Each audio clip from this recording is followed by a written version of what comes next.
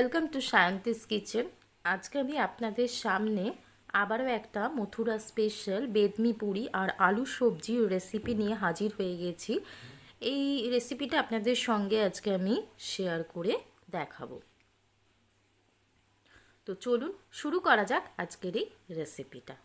তো দেখতেই পাচ্ছেন এখানে আমি ময়দা নিয়েছি আর ছোটো বাটির হাফ বাটি নিয়েছি সুজি।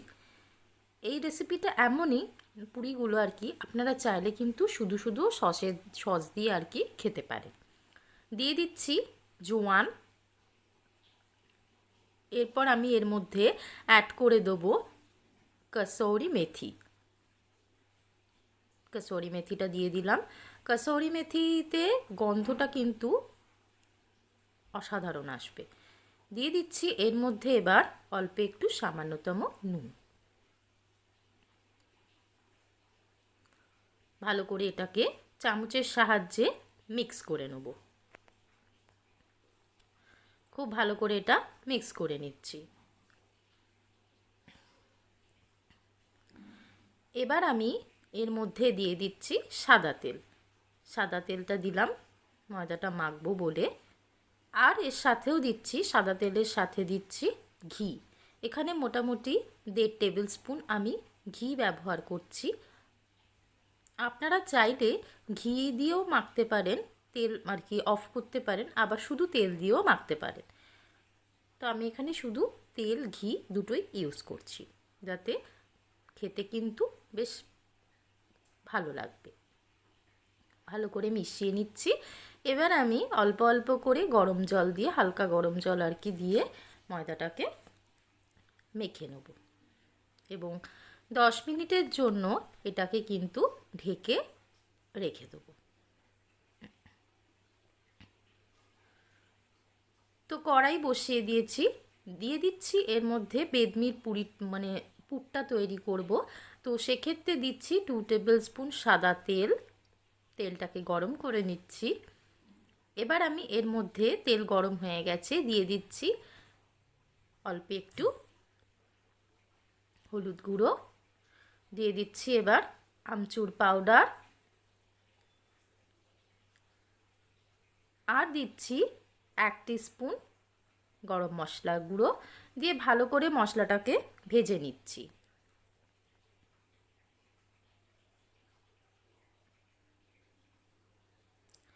এবার একটা মশলা আমি তৈরি করে রেখেছি, গোটা ধনে, গোটা জিরে আর রয়েছে মৌরি। সেটাকে শুকনো কলায় ভেজে আমি মিক্সিতে ফাইন একটা পাউডার তৈরি করে রেখেছি। এখানে আমি 2 চামচ ব্যবহার করছি, আর বাকি মশলাটা দিয়ে দেবো সবজিটার মধ্যে। দিয়ে মশলাটাকে ভালো করে ভেজে নিচ্ছি।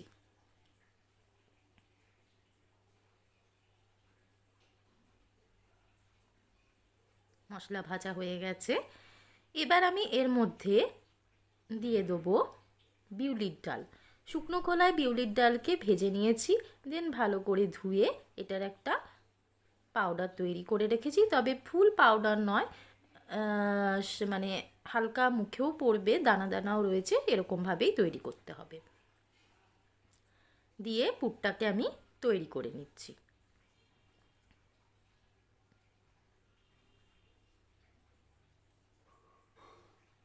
দেখতেই পাচ্ছেন। এবার এর মধ্যে অল্প একটু আমি নাড়াচাড়া করে নিয়েছি, দিয়ে দিচ্ছি সামান্যতম নুন ব্যালেন্স করার জন্য, আর দিচ্ছি সামান্যতম চিনি। খুব সামান্যতম চিনি এখানে দিলাম, স্বাদটাকে যাতে অ্যাডজাস্ট করতে পারে। দিয়ে দিচ্ছি হালকা গরম জল। পুরটাকে আমি তৈরি করে নিচ্ছি। মোটামুটি মিনিট 20 এটাকে ভালো করে নেড়ে চেড়ে নিতে হবে, তবে গিয়ে পুরটা একটা জায়গায় দাঁড়াবে। গ্যাসের ফ্লেমটা কিন্তু একদম আমি লো করে দিয়েছি। দেখতেই পাচ্ছেন পুরটা কিন্তু অনেকটা টেনে গেছে, আরও টেনে যাবে।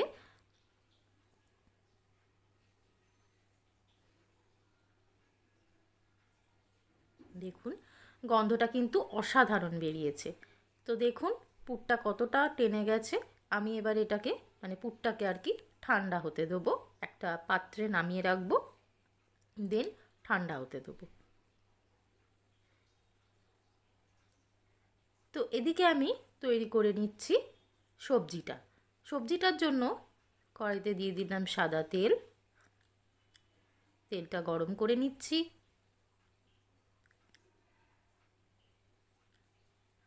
দিয়ে দিচ্ছি একটা ছোট সাইজের কুচনো লঙ্কা। কোনো রকম অনিয়ন বা গার্লিক আমি এখানে ব্যবহার করছি না। দিয়ে দিচ্ছি হলুদ গুঁড়ো,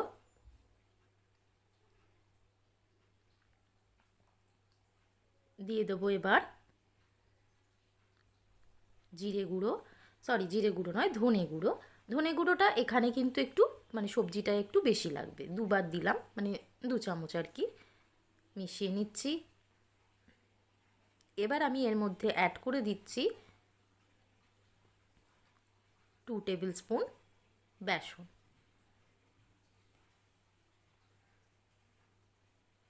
ভালো করে এটা কষিয়ে নিচ্ছি।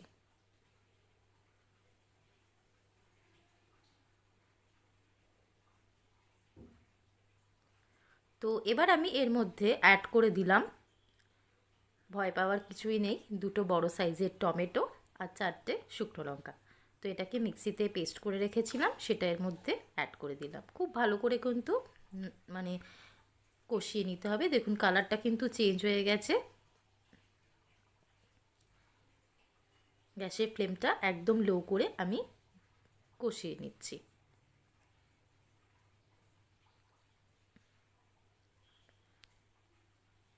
দিয়ে দিচ্ছি মশলাটা যে তৈরি করেছিলাম, বাকি বেঁচে রাখা মশলাটা। ভালো করে মশলাটাকে কষিয়ে নিচ্ছি।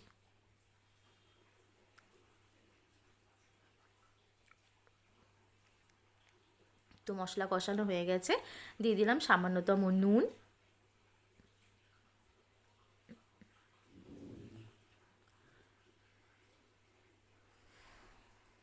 এবার আমি এর মধ্যে দিয়ে দিলাম 2 চামচ আর কি আমচুর পাউডার। ভালো করে মিশিয়ে নিচ্ছি।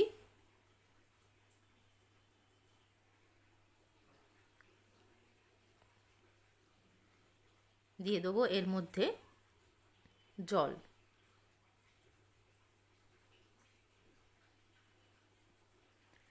হাফ কাপ জল দিলাম।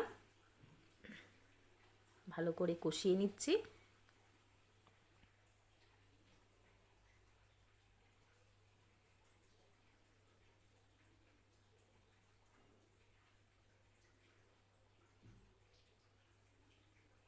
এবার আমি এর মধ্যে 3টে বড় সাইজের আলুকে আমি ভেঙে দিচ্ছি। পুরো ম্যাশড করে দেবেন না, এইভাবে কিন্তু ভেঙে দিতে হবে।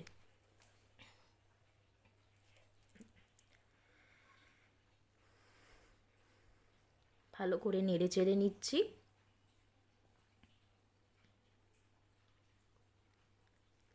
দেখতেই পাচ্ছেন এই আলুর তরকারিটা আপনারা নর্মালি লুচির সাথেও খেতে পারেন, আবার রুটির সাথেও খেতে পারেন।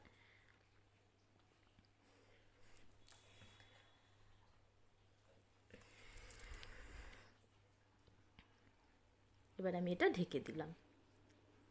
তো আলুর তরকারিটা অনেকটাই কমপ্লিট হয়ে গেছে। অল্প একটু এর মধ্যে দিয়ে দেবো গরম মশলা।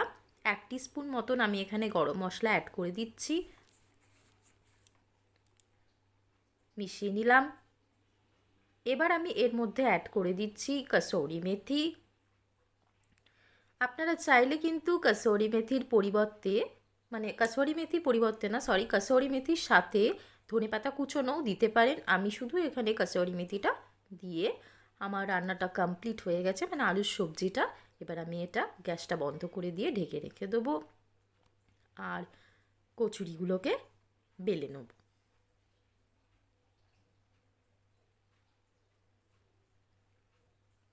আমি এটা 5 মিনিটের জন্য ঢেকে দিচ্ছি। তো দেখতেই পাচ্ছেন লেচি কেটে রেখেছি। এবার আমি আপনাদের পুরটা ভরা দেখিয়ে দিচ্ছি। আমি ফার্স্টে এটা বেলে নিচ্ছি।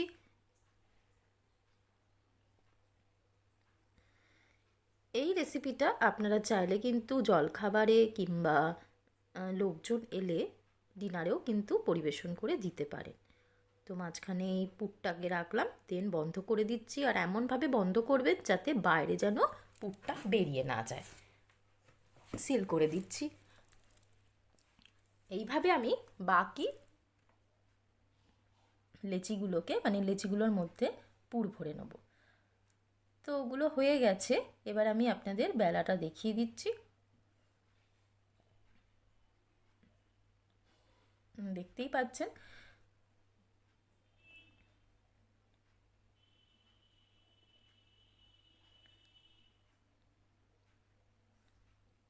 আমার একটা বেলা কমপ্লিট হয়ে গেছে। এবার আমি আরেকটা আপনাদের দেখিয়ে দিচ্ছি। একই প্রসেসে কিন্তু এটা বেলে নিতে হবে। নর্মালি সবাই লুচি বেলতে পারে, তো কারোরই অসুবিধা হওয়ার কথা নয়।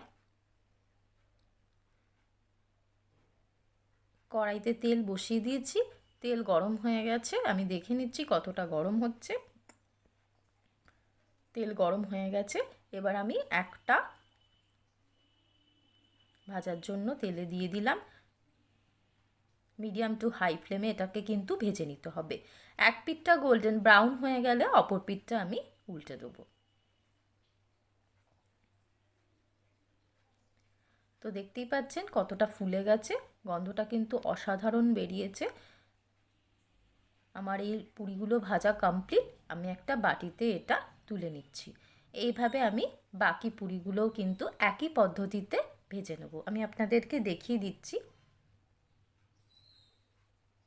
আমি আবারও আরেকটা তেলে ছেড়ে দেবো। এইভাবে আমি বাকিগুলোও কিন্তু ভেজে নিচ্ছি।